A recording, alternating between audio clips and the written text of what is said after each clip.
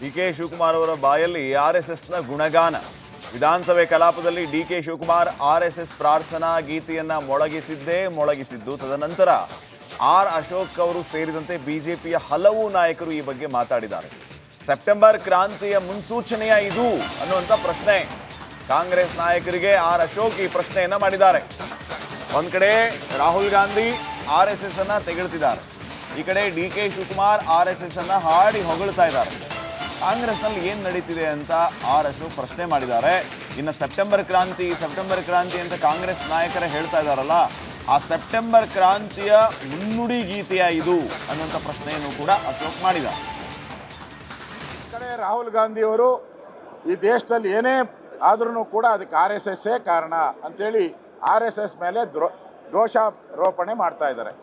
ಇನ್ನೊಂದು ಕಡೆ ಇಲ್ಲಿ ಕರ್ನಾಟಕದ ವಿಧಾನಸಭೆಯಲ್ಲಿ ಉಪಮುಖ್ಯಮಂತ್ರಿ ಆದಂಥ ಸಿದ್ದರಾಮಯ್ಯನವರು ನಮಸ್ತೆ ಸದಾ ವತ್ಸಲೆ ಮಾತೃಭೂಮಿ ಅಂತೇಳಿ RSS ಪರವಾಗಿ ಮಾತಾಡಿದ್ದಾರೆ.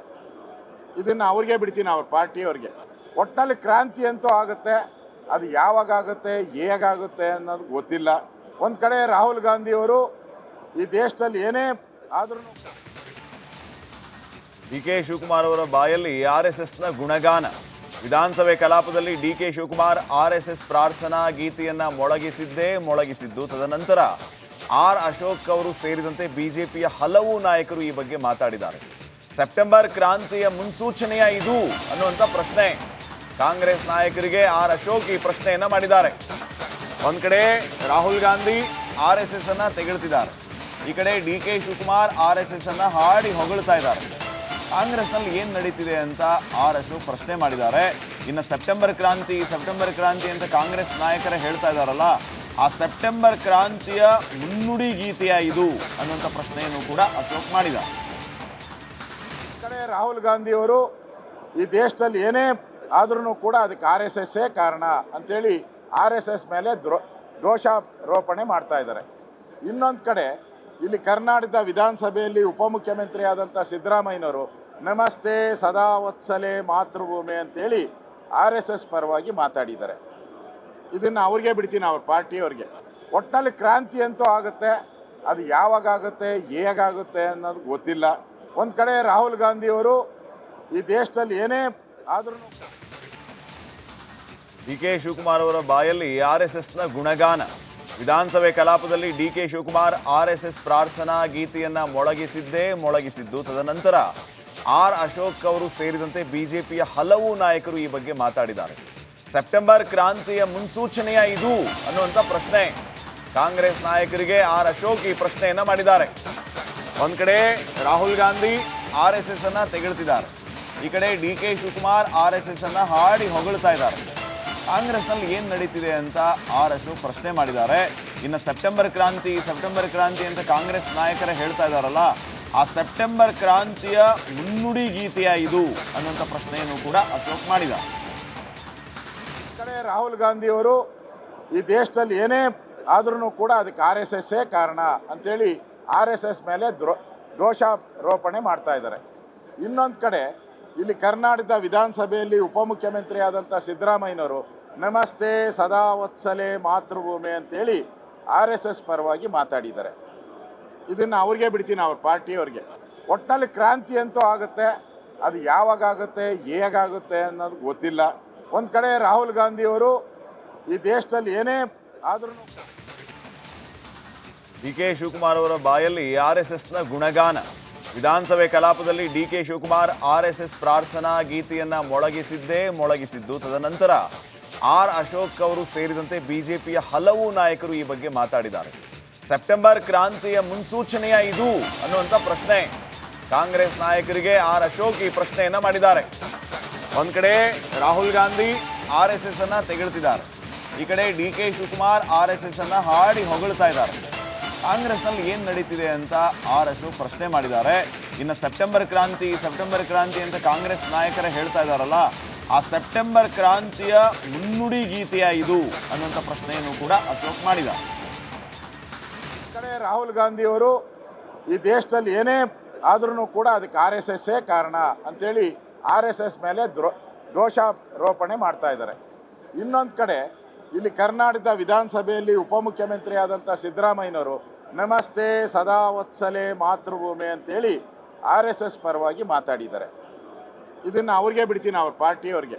ಒಟ್ಟಿನಲ್ಲಿ ಕ್ರಾಂತಿ ಅಂತೂ ಆಗುತ್ತೆ, ಅದು ಯಾವಾಗ ಆಗುತ್ತೆ ಹೇಗಾಗುತ್ತೆ ಅನ್ನೋದು ಗೊತ್ತಿಲ್ಲ. ಒಂದು ಕಡೆ ರಾಹುಲ್ ಗಾಂಧಿಯವರು ಈ ದೇಶದಲ್ಲಿ ಏನೇ ಆದ್ರೂ DK ಶಿವಕುಮಾರ್ ಅವರ ಬಾಯಲ್ಲಿ RSSನ ಗುಣಗಾನ. ವಿಧಾನಸಭೆ ಕಲಾಪದಲ್ಲಿ DK ಶಿವಕುಮಾರ್ RSS ಪ್ರಾರ್ಥನಾ ಗೀತೆಯನ್ನ ಮೊಳಗಿಸಿದ್ದು. ತದನಂತರ R ಅಶೋಕ್ ಅವರು ಸೇರಿದಂತೆ ಬಿಜೆಪಿಯ ಹಲವು ನಾಯಕರು ಈ ಬಗ್ಗೆ ಮಾತಾಡಿದ್ದಾರೆ. ಸೆಪ್ಟೆಂಬರ್ ಕ್ರಾಂತಿಯ ಮುನ್ಸೂಚನೆಯ ಇದು ಅನ್ನುವಂಥ ಪ್ರಶ್ನೆ ಕಾಂಗ್ರೆಸ್ ನಾಯಕರಿಗೆ R ಅಶೋಕ್ ಈ ಪ್ರಶ್ನೆಯನ್ನ ಮಾಡಿದ್ದಾರೆ. ಒಂದ್ ಕಡೆ ರಾಹುಲ್ ಗಾಂಧಿ RSS ಅನ್ನ ತೆಗೆಳ್ತಿದ್ದಾರೆ, ಈ ಕಡೆ DK ಶಿವಕುಮಾರ್ RSS ಅನ್ನ ಹಾಡಿ ಹೊಗಳ್ತಾ ಇದ್ದಾರೆ. ಕಾಂಗ್ರೆಸ್ನಲ್ಲಿ ಏನು ನಡೀತಿದೆ ಅಂತ R ಅಶೋಕ್ ಪ್ರಶ್ನೆ ಮಾಡಿದ್ದಾರೆ. ಇನ್ನು ಸೆಪ್ಟೆಂಬರ್ ಕ್ರಾಂತಿ ಅಂತ ಕಾಂಗ್ರೆಸ್ ನಾಯಕರೇ ಹೇಳ್ತಾ ಇದ್ದಾರಲ್ಲ, ಆ ಸೆಪ್ಟೆಂಬರ್ ಕ್ರಾಂತಿಯ ಮುನ್ನುಡಿ ಗೀತೆಯ ಇದು ಅನ್ನುವಂಥ ಪ್ರಶ್ನೆಯನ್ನು ಕೂಡ ಅಶೋಕ್ ಮಾಡಿದ್ದಾರೆ. ಕಡೆ ರಾಹುಲ್ ಗಾಂಧಿಯವರು ಈ ದೇಶದಲ್ಲಿ ಏನೇ ಆದ್ರೂ ಕೂಡ ಅದಕ್ಕೆ RSS ಕಾರಣ ಅಂತೇಳಿ RSS ಮೇಲೆ ದೋಷಾರೋಪಣೆ ಮಾಡ್ತಾ ಇದ್ದಾರೆ. ಇನ್ನೊಂದು ಕಡೆ ಇಲ್ಲಿ ಕರ್ನಾಟಕದ ವಿಧಾನಸಭೆಯಲ್ಲಿ ಉಪಮುಖ್ಯಮಂತ್ರಿ ಆದಂಥ ಸಿದ್ದರಾಮಯ್ಯನವರು ನಮಸ್ತೆ ಸದಾ ವತ್ಸಲೆ ಮಾತೃಭೂಮಿ ಅಂತೇಳಿ RSS ಪರವಾಗಿ ಮಾತಾಡಿದ್ದಾರೆ. ಇದನ್ನು ಅವ್ರಿಗೆ ಬಿಡ್ತೀನಿ, ಅವ್ರ ಪಾರ್ಟಿಯವ್ರಿಗೆ. ಒಟ್ಟಿನಲ್ಲಿ ಕ್ರಾಂತಿ ಅಂತೂ ಆಗುತ್ತೆ, ಅದು ಯಾವಾಗ ಆಗುತ್ತೆ ಹೇಗಾಗುತ್ತೆ ಅನ್ನೋದು ಗೊತ್ತಿಲ್ಲ. ಒಂದು ಕಡೆ ರಾಹುಲ್ ಗಾಂಧಿಯವರು ಈ ದೇಶದಲ್ಲಿ ಏನೇ ಆದ್ರೂ DK ಶಿವಕುಮಾರ್ ಅವರ ಬಾಯಲ್ಲಿ RSSನ ಗುಣಗಾನ.